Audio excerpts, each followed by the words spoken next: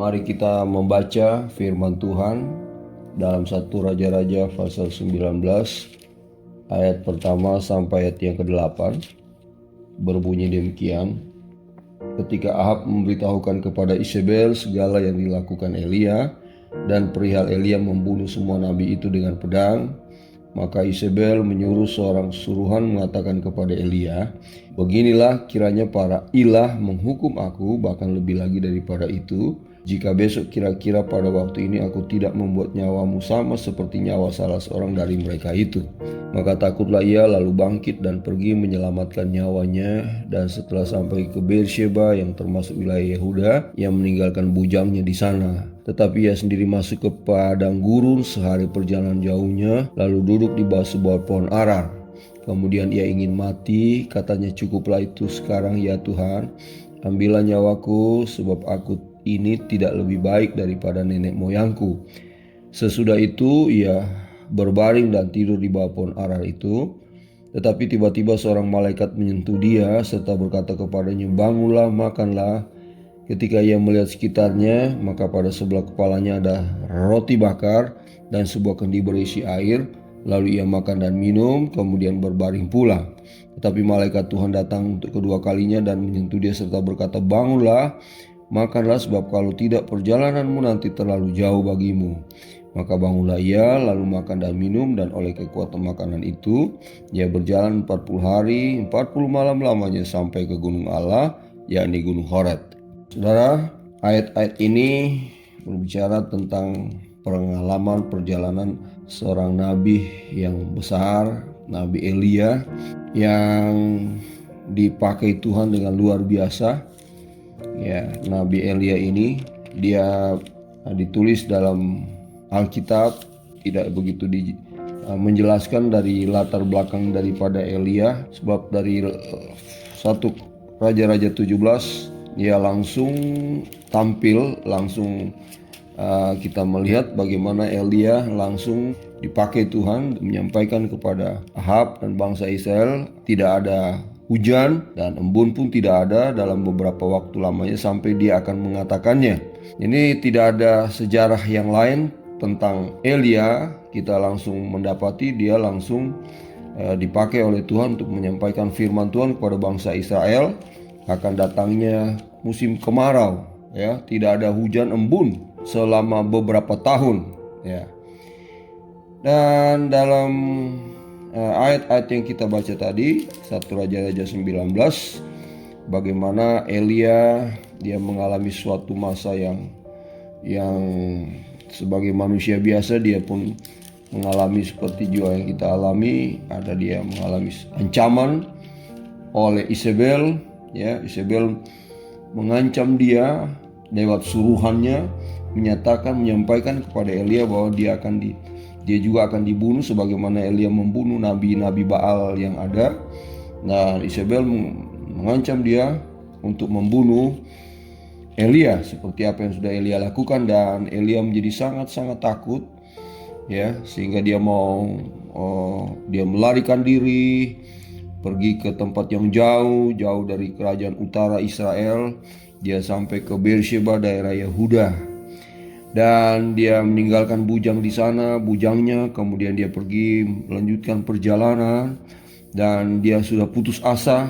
Dia pengen mati saja sebab tekanan yang dia alami pada waktu itu. Padahal baru saja kalau kita membaca sebelum pasal 19, bagian-bagian akhir pasal 18, Elia dipimpin oleh Roh Kudus, Roh Allah, dari Gunung Karmel dia pergi ke Yizreel dengan kekuatan kuasa Roh Kudus, melewati Ahab yang dia suruh pergi ke Yizreel sebab hujan akan segera turun.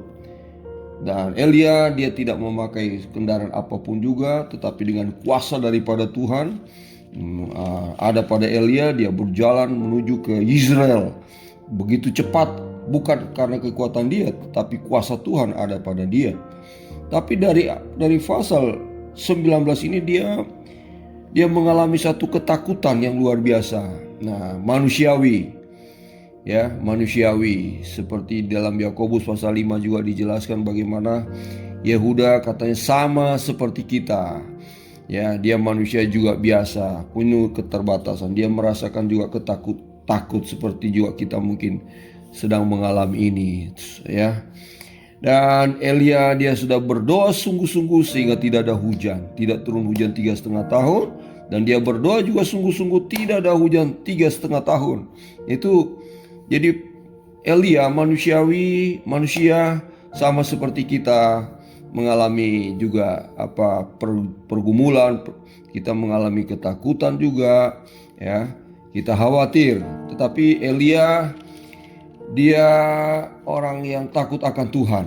Ya, tidak dijelaskan panjang lebar tentang Elia, tetapi kita dapat melihat di dalam 1 Raja-Raja 18. 1 Raja-Raja pasal yang ke-18, tatkala Obadjah, ya, seorang yang takut akan Tuhan, pelayan di istana Ahab, dia bertemu dengan Elia. 1 Raja 18 ayat yang ke-6.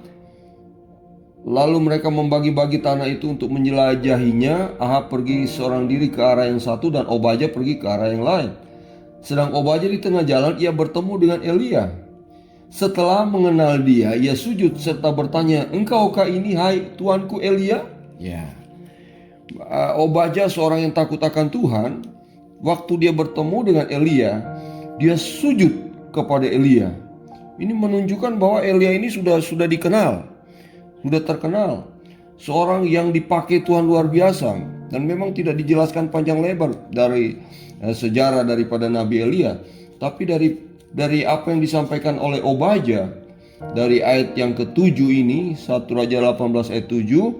Setelah Obadjah bertemu dengan Elia, dia mengenal Elia, dia sujud serta bertanya, "Engkaukah ini, hai tuanku Elia?"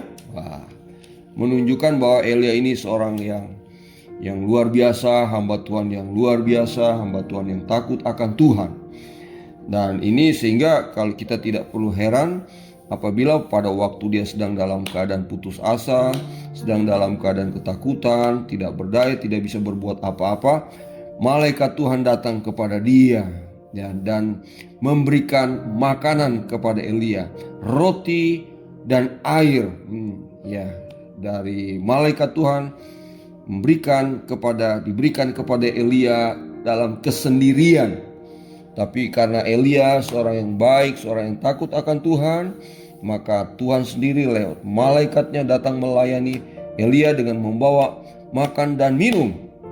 Dan kemudian Elia makan dan minum. Kalau dia tidak mau makan, dia tidak mau minum, tentu dia tidak akan mendapatkan apa-apa khasiat dari makanan dan minuman yang dibawa oleh malaikat Tuhan.